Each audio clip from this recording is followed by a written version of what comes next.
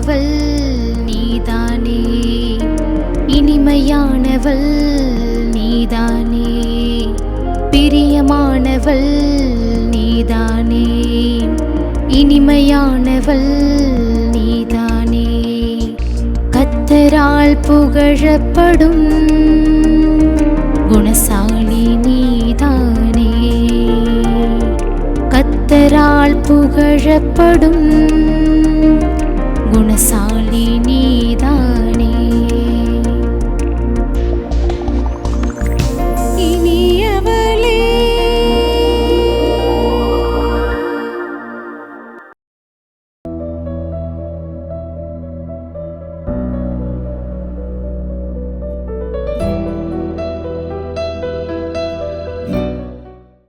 பெண்ணே, நீ பெண்ணென்று ஒதுங்காதே.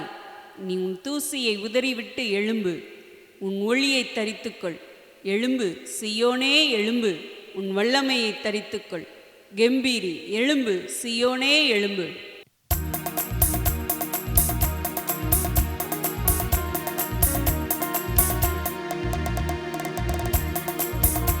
சீயோன் என்னும் சுவிசேஷகி எழும்பி வா, ஏறி வா. எருசலேம் என்னும் சுவிசேஷகி கெம்பீரித்து நீ ஆர்ப்பரி. சீயோன் என்னும் சுவிசேஷகி எழும்பி வா, ஏறி வா. எருசலேம் என்னும் சுவிசேஷகி கெம்பீரித்து நீ ஆர்ப்பரி. வல்லமையை தரித்து கொண்டு உன் தூசியை உதறிவிடு, உன் வல்லமையை தரித்து கொண்டு உன் தூசியை உதறிவிடு. எழும்பு சீயோனே, எழும்பு சீயோனே, அழைத்தவர் உன்னோடுண்டு. எழும்பு சீயோனே, எழும்பு சீயோனே, பெரியவர் உன்னோடுண்டு. எழும்பு சீயோனே, எழும்பு சீயோனே, அழைத்தவர் உன்னோடுண்டு. எழும்பு சீயோனே, எழும்பு சீயோனே, பெரியவர் உன்னோடுண்டு. நீ வலியவள் வழியை திறப்பவள், வல்லவர் உன்னோடு எழும்பி வா. நீ வலியவள் வழியை திறப்பவள், வல்லவர் உன்னோடு எழும்பி வா.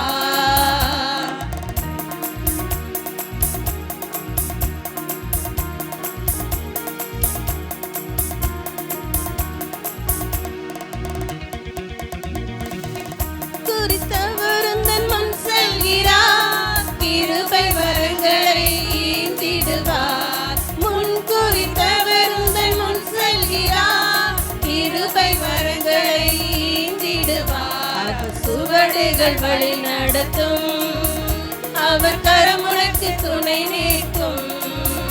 அவர் சுவடுகள் வழி நடத்தும், அவர் கரம் உனக்கு துணை நிற்கும். பெண்ணே, நீ மண்ணென்று ஒதுக்குவ முன்பாக பொன்னாக விளங்கச் செய்வார். சாம்பல் இல்லை இனி சிங்காரம் தான், அவமானம் இல்லை இனி வெகுமானம் தான். பெண்ணே, நீ மண்ணென்று ஒதுக்குவ முன்பாக பொன்னாக விளங்கச் செய்வார். சாம்பல் இல்லை இனி சிங்காரம் தான், அவமானம் இல்லை இனி வெகுமானம் தான். எழும்பு சீயோனே, எழும்பு சீயோனே, அழைத்தவர் உன்னோடுண்டு. எழும்பு சீயோனே, எழும்பு சீயோனே, பெரியவர் உன்னோடுண்டு.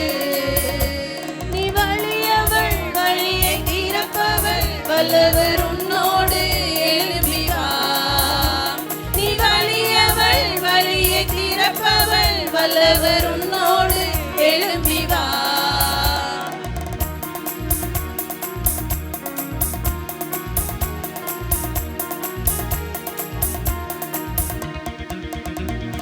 தெரிந்தெடுத்தவர் உன் முன் செல்கிறார், புதிய விடியலை துவங்கச் செய்வார்.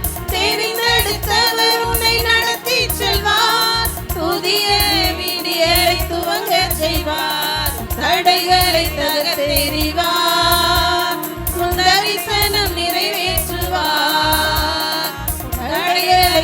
தெரிவார், உன் தரிசனம் நிறைவேற்றுவார். பெண்ணே நீ ஓயாதே, ஒரு போதும் சோராதே, உலகத்தை கலக்கச் செய்வார். புலம்பல் இல்லை, இனி ஆனந்தம் தான், துயரம் இல்லை, இனி சிகரங்கள் தான். புலம்பல் நீ ஓயாதே, ஒரு போதும் சோராதே, உலகத்தை கலக்கச் செய்வார். புலம்பல் இல்லை, இனி ஆனந்தம் தான், துயரம் இல்லை, இனி சிகரங்கள் தான். எழும்பு சியோனே, எழும்பு சியோனே, அழைத்தவர் உன்னோடுண்டு. எழும்பு சியோனே, எழும்பு சியோனே, பெரியவர் உன்னோடுண்டு. நீ வலியவள், வழியை திறப்பவள், வல்லவர் உன்னோடு எழும்பி வா. நீ வலியவள், வழியை திறப்பவள், வல்லவர் உன்னோடு எழும்பி வா. எழும்பு சியோனே, எழும்பு சியோனே, அழைத்தவர் உன்னோடுண்டு. எழும்பு சியோனே, எழும்பு சியோனே, பெரியவர் உன்னோடுண்டு.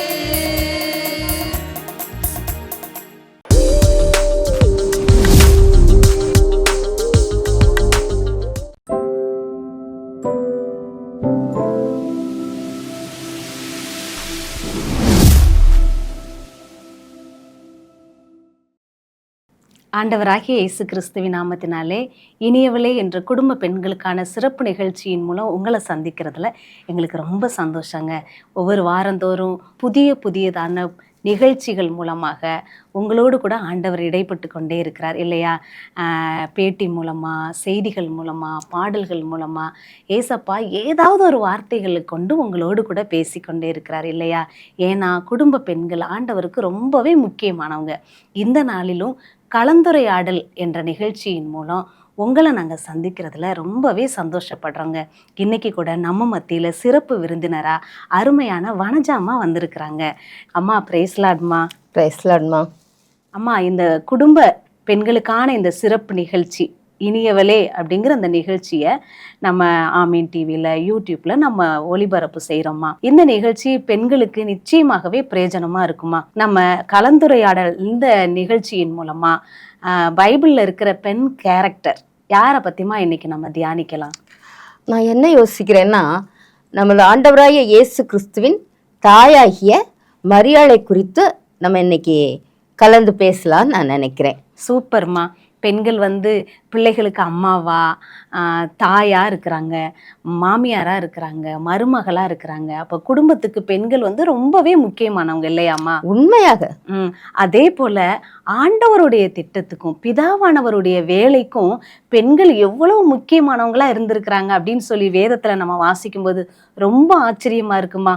குறிப்பாக இயேசுவின் தாயாகி அந்த மரியாளை நம்ம தியானிக்கும் போது அவங்களுடைய வாழ்க்கையிலிருந்து நம்ம கற்றுக்கொள்ள வேண்டிய சத்தியம் மிகப்பெரிய சத்தியம் இல்லையாம்மா? இருக்கு. நீங்க என்ன சொல்ல வர்றீங்க? அதாவது இவங்க ஒரு கிருபா பாத்திரம்னு நம்ம சொல்லலாம்.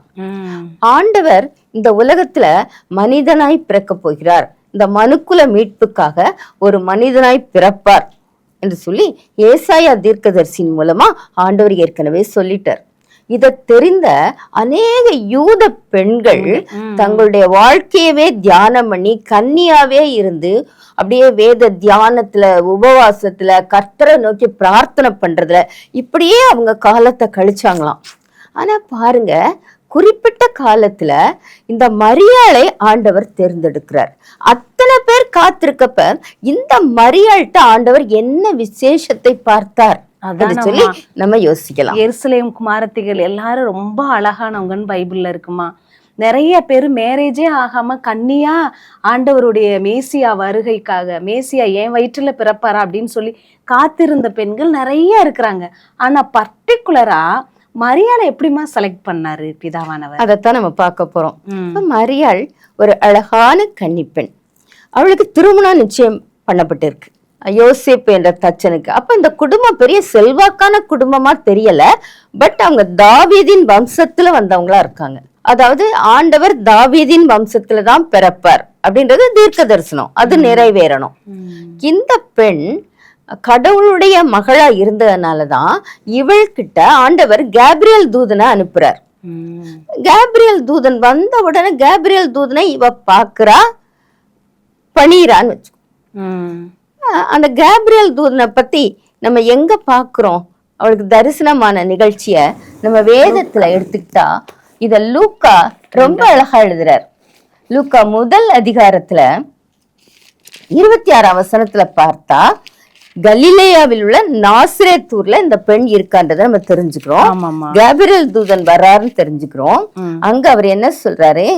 கிருபை பெற்றவளே வாழ்க, கர்த்தர் உன்னுடனே இருக்கிறார், ஸ்திரீகளுக்குள்ளே நீ ஆசீர்வதிக்கப்பட்டவள் சொல்லி ஒரு பெரிய வாழ்த்து ஆண்டவர் சொல்றார். இப்ப வாலிப பிள்ளை, திருமணம் நிச்சயிக்கப்பட்ட பிள்ளை எப்படி இருப்பா சொல்லுமா பாக்கலாம். இப்போ உள்ள பெண்கள் எல்லாமா பார்த்தா கல்யாணத்துக்கு முன்னாடியே லிவிங் டுகெதர் அப்படின்னு சொல்லி குடும்பமாவே வாழ ஆரம்பிச்சிடுறாங்கம்மா.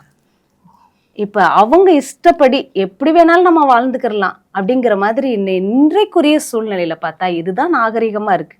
எனக்கு அவங்கள பிடிச்சிருக்கா, நம்ம 1 வருஷம் 2 வருஷம் வாழ்வோம், 2 பேருக்கு ஒத்து போச்சுன்னா அடுத்து நம்ம குடும்பமா கல்யாணம் பண்ணிக்கிறலாம் அப்படிங்கிற மாதிரி இன்றைக்கு இருக்கிற வாலிப பிள்ளைகளா இருக்கட்டும், வாலிப பசங்களா இருக்கட்டும், அவங்க இந்த மாதிரி லிவிங் டுகெதர் அப்படிங்கிற ஒரு லைஃபுக்குள்ள செட்டில் ஆயிடுறாங்கம்மா. இது எவ்வளவு ஒரு ஒழுக்கக்கேடான வாழ்க்கையா இருக்கு. அந்த காலத்துல இந்த யூத சமுதாயத்துல நிச்சயம் பண்ண உடனே திருமணம் நடக்காது. இப்ப முத நாள் நிச்சயம், அடுத்த நாள் திருமணம்னு வச்சிடறாங்க. இல்ல காலையில நிச்சயம், சாயந்தரம் திருமணம்னு வைக்கிறாங்க. அந்த காலத்துல ஓராண்டுக்கு முன்னாடி கூட நிச்சயம் பண்ணிடுவாங்க. ஆனா நிச்சயம் பண்ணதுக்கு அப்புறம் அவங்க 2 பேரும் கணவன் மனைவியாக கருதப்படுவார்கள் நினைப்பாங்களே தவிர சேர்ந்தெல்லாம் வாழ முடியாது. இந்த பெண் தன் கற்பை காத்துக்கணும், அதே போல அந்த ஆண்மகனும் தன் கற்பை காத்துக்கொள்ள வேண்டும். உண்மை உள்ளவனா, தன் மனைவிக்கு உண்மை உள்ளவனா வாழணும்.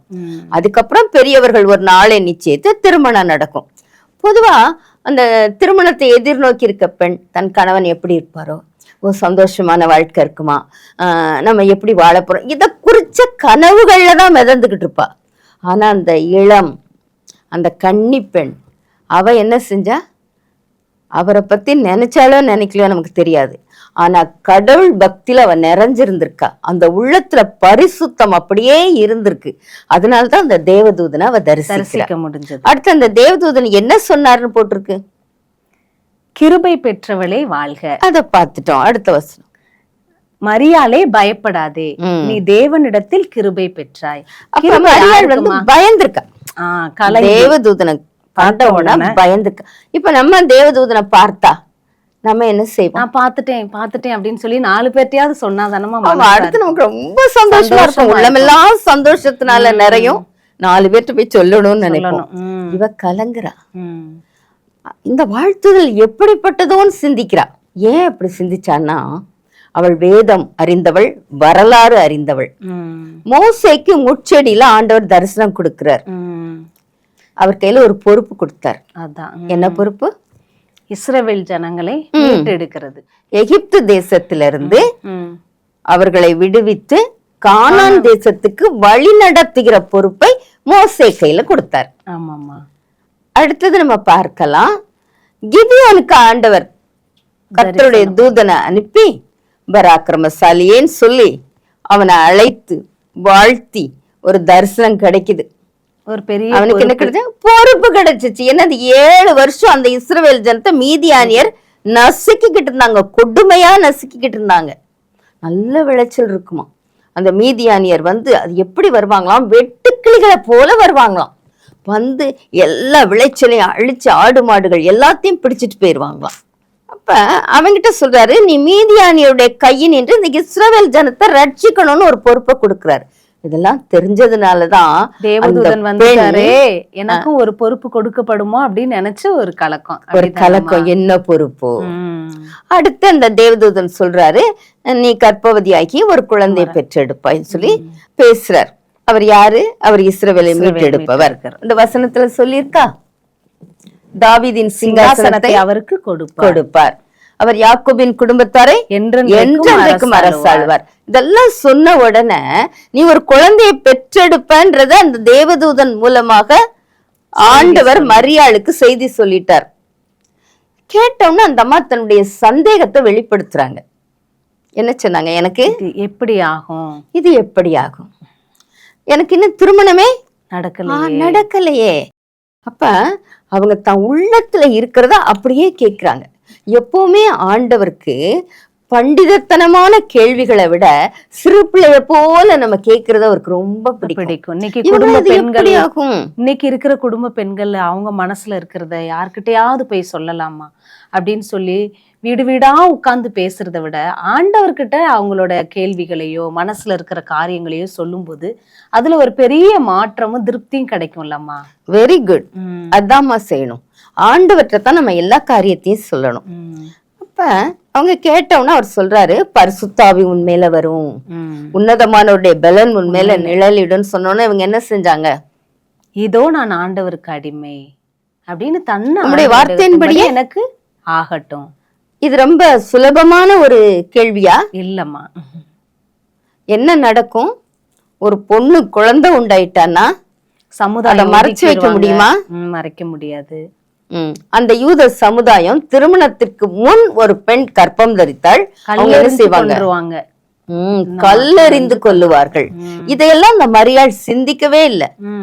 கடவுள் எனக்கு சொல்லி விட்டுட்டார். அடுத்து இப்படி கூட சிந்திக்கலாம்ல, யோசேப்பு என்னை ஏற்றுக்கொள்வாரா? யோசேப்புக்கு இது தெரியுமா? இது கடவுளுடைய மகன்றது எனக்கு தானே தெரியும். யோசேப்புக்கு எப்படி தெரியும்? அவர் என்னை ஏற்றுக்கொள்ளலன்னா இந்த சமுதாயம் என்ன ஒழுக்கங்கெட்டவன ஒரு பட்டத்தை கட்டி ஊருக்கு வெளியே தள்ளி கல்லெறிஞ்சு கொல்லுவாங்களே அப்படின்னு அவ யோசிச்சிருக்கணும்ல. அவ ஒண்ணுமே யோசிக்கல. ஆண்டவர் சொல்லிட்டார், நான் அடிமன்னு தன்னையே அர்ப்பணிச்சாங்க. அடுத்து நீங்க என்னத்த பாக்குறீங்க? அவற்றிற்கு இன்னும் சிறப்பு குணம். அவங்க ஆண்டவருடைய பாதத்துல தன்னை அர்ப்பணிச்சதுனால இன்னைக்கும் இருக்கிற பெண்கள் குடும்பத்துக்காக சின்ன காரியங்களை கூட சகிக்க முடியாம டைவர்ஸ்ன்னு போயிடுறாங்கம்மா. பிள்ளைங்க நமக்கு இடையூறா இருக்கிறாங்க அப்படிங்கிறதுக்காக பிள்ளைங்களை கொன்றாங்க. அந்த அர்ப்பணிப்பு ஒரு பெண்ணுகிட்ட இல்லாததுனால குடும்பமே இன்னைக்கு உடஞ்சு போயிருது இல்லம்மா. உண்மைப்பா. நம்ம கடைசி காலத்துல வாழ்றோன்றதுக்கு இது ஒரு அடையாளம். இந்த தாயன்பு என்பதே இல்லாம போயிருது. என்னப்பா? சரி, அடுத்தது நம்ம என்ன பார்க்கலான்னு சொன்னா, இந்த அம்மா உடனே எலிசபெத்திட்ட போறாங்க. அவங்க உறவினர் எலிசபெத், அந்த சகரியா எலிசபெத் தம்பதியினர். அந்த எலிசபெத் அம்மாளுக்கு வயது முதிர்ந்த காலத்துல குழந்தை உண்டாயிருக்காங்க. இத அந்த கேப்ரியல் தூதன் தான் மரியாளுக்கு சொல்றார். இந்த மலடி என்னப்பட்ட அவளுக்கு இது 6ஆம் மாதம். அப்ப இவங்க என்ன செய்யறாங்க? ஒரு ஐக்கியத்தை தேடுறாங்க. அந்த ஐக்கியம் யார்கிட்ட தேடுறாங்க? அந்த கடவுளுடைய பிள்ளைகிட்ட தேடுறாங்க. அதே போல இன்னைக்கும் பெண்கள் தவறான ஒரு ஐக்கியம் இருந்துச்சு அப்படின்னு சொன்னா அவங்க வழி குடும்பம் எல்லாமே தவறானதா தான் போகும். பெண்கள் தங்கள் காரியத்தை பகிர்ந்து கொள்ளும் பொழுதும் ஆண்டவற்றை பகிர்ந்து கொள்றோம். அடுத்தது விசுவாசத்துல உண்மையும் உத்தமமா இருக்கிற பெண்கள், பக்தி உள்ள பெண்கள், ஜெபிக்கிறவங்க, குருவானவருடைய மனைவி, இவங்க கிட்ட இவங்க என்ன செய்யலாம்? போகலாம், போய் தங்கள் காரியத்தை சொல்லலாம். இப்ப இவங்க எலிசபெத்திட்ட போனதுனால இவங்க விசுவாசம் இன்னும் வர்த்திக்கும். அந்த எலிசபெத் அம்மா பாருங்க, உடனே சொல்றாங்க, ஆண்டவருடைய தாயார் என்னிடத்தில் வந்தது, எப்படி வந்திருக்கீங்களே அப்படின்னு சொல்லி வாழ்த்துறாங்க. ஒருத்தர் வாழ்த்தி அவங்களோட கொஞ்ச நாள் இருக்காங்க. அப்ப இவங்களுடைய விசுவாசம் வளர்றதுக்கு அவங்க உதவி, அந்த எலிசபெத் அம்மாவுக்கு மரியாள் உதவி. இப்படி 2 பேருமா ஒரு ஐக்கியத்துக்குள்ள இருக்காங்க. நம்ம ஐக்கியம் எங்க வைக்கிறோன்றது முக்கியம். எல்லாரையும் நேசிக்கணும். நம்ம கூட பணி செய்யறவங்க அல்லது நம்ம கூட ஏதாவது கூட்டங்கள்ல பங்கு பெறுகிறவர்கள், அண்டை வீட்டுல இருக்கவங்க எல்லாரோட நம்ம அன்பா இருக்கணும். ஆனா ஐக்கியம் என்பது கடவுளோட பிள்ளைகள்கிட்ட மாத்திரம்தான் இருக்கணும். கண்டிப்பாமா. அப்ப பெண்கள் இன்னைக்கு கவனிக்க வேண்டிய ஒரு பெரிய செய்தி என்ன அப்படின்னா, இந்த மரியாள் கிட்ட இருந்து நம்மளுடைய ஐக்கியம் நம்ம விசுவாசத்தை வளர வைக்கக்கூடியதா, ஆண்டவர் பக்கம் இழுக்கக்கூடியதா இருந்துச்சு அப்படின்னு சொன்னா, அப்படிப்பட்ட நபர்களோடு, அப்படிப்பட்ட ஒரு ஆண்டவருடைய அன்பை ருசி பார்த்த ஜெபிக்கிற ஒரு பெண்களோடு கூட நம்ம ஐக்கியம் வைக்கும் பொழுது இன்னும் நம்ம விசுவாசத்திலையும் வளர முடியும், ஆண்டவருக்காகவும் பெரிய காரியங்களை செய்ய முடியும். அப்படிதான். நிச்சயமா. அடுத்தது இந்த அம்மாட்ட ஒரு சிறப்பு குணம் என்னன்னா, இவங்க குழந்தை பிறந்தவொன்னா அந்த குழந்தைய தூக்கிட்டு தேவாலயத்துக்கு போறாங்க. அப்ப இந்த சிமியோன் அவர் இந்த குழந்தைய வாழ்த்திட்டு அவர் சொல்றாரு உன்னுடைய இருதயத்தையும் ஒரு பட்டயம் உருவி போகும். பாருங்க, இது ஒரு ஷாக் நியூஸ். ஆனாலும் அதை அவங்க மனசுல வச்சுக்கிட்டாங்க. அடுத்தது இந்த குழந்தை பிறந்தோன்னு மேய்ப்பர்கள்லாம் பார்க்க வந்தாங்க இல்லையா, அவங்க சொல்றாங்க எங்களுக்கு தேவதூதன் வந்து சொன்னாரு, அதனாலதான் நாங்கெல்லாம் இங்க வந்தோம். இந்த காரியத்தை மேய்ப்பர்கள் எல்லா இடத்துலயும் பரப்புனாங்க. இவங்க இந்த அம்மா மனதிலே வைத்து சிந்தனை பண்ணினாள். இந்த அம்மா வெளியே போய் அப்படி டும் டும் டாம் டாம்னு ஒண்ணுமே செய்யவே இல்லை. அடுத்தது இயேசு வளர்ந்த பின்னாடி அவர் தேவாலயத்துக்கு முதல்ல போன உடனே திரும்பி வரும் பொழுது அவர் அங்கேயே இருந்துட்டார். இவங்க ஒரு நாள் பிரயாணம் வந்து உறவினர்களெல்லாம் தேடிட்டு அப்புறம் திரும்ப அவங்க எருசலேமுக்கு போறாங்க இல்லையா, அங்க போன உடனே அவரை பார்த்துட்டாங்க. ஏன்பா எங்களுக்கு இப்படி நீ செஞ்ச, நானும் உங்க அப்பாவும் எவ்வளவு கவலையோட தேடணும். அவர் சொல்றாரு, என் பிதாவுக்கு அடுத்தவைகளில் நான் இருக்க வேண்டியது இல்லையா, நீங்க ஏன் என்ன தேடினீங்கன்னு கேக்குறாரு. இதையும் இந்த அம்மா என்ன செஞ்சாங்க, மனசுக்குள்ளேயே வச்சிருக்காங்க.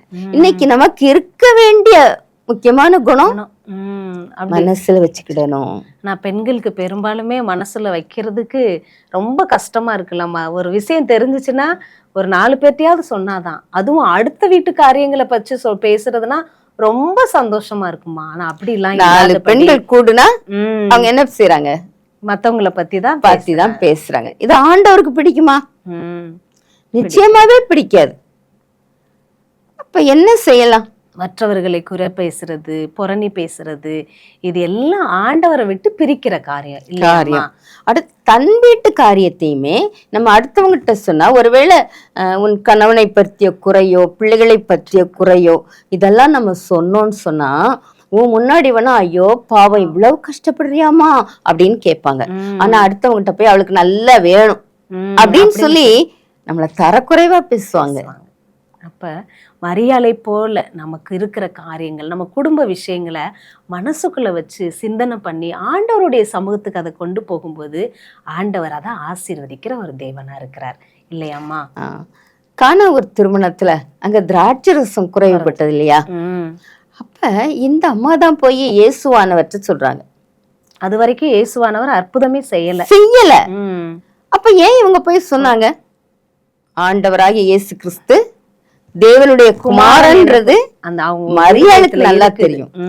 இந்த குறைவை நீக்க அவரால் முடியும் அப்படின்ற விசுவாசம் அவருக்கு இருந்துச்சு. அடுத்து பாருங்களேன், அந்த கல்யாண வீட்டுல எவ்வளவோ கூட்டம் வந்திருக்கும். ஆனா இந்த அம்மாவுக்கு தான் அங்க திராட்சரசம் குறைவுபட்டது அப்படின்றது தெரியுது. அப்படின்னு சொன்னா இவங்க அந்த கல்யாண வீட்டுக்காரங்களுக்கு உதவியா அவங்க அங்க இருந்திருக்காங்க. அதனாலதான் அந்த குறைவு அங்க காணப்படுது. நம்ம கல்யாண வீட்டுல எல்லாம் சாம்பார் குறைஞ்சா என்ன செய்வாங்க, ரசத்தை ஊத்திடுவாங்க, ஏதாவது சுடுதண்ணியாவது ஊத்தி கொஞ்சம் பாயாசம், அது முக்கியம் இல்ல, பாயாசம் வச்சா ஒரு பாலை தூக்கி ஊத்திடலாம், தண்ணியை தூக்கி ஜீனிய போட்டு ஏதாவது செய்யலாம். திராட்சை ரசத்தை ஒன்னும் பண்ணவே முடியாது. ஏன்னா அது வெகு நாட்களுக்கு முன்னாலேயே அதை தயாரிச்சிருப்பாங்க. பழைய ரசம் தான் சுவையா இருக்கும். அப்ப எதுவுமே செய்ய முடியாத ஒரு சூழ்நிலை.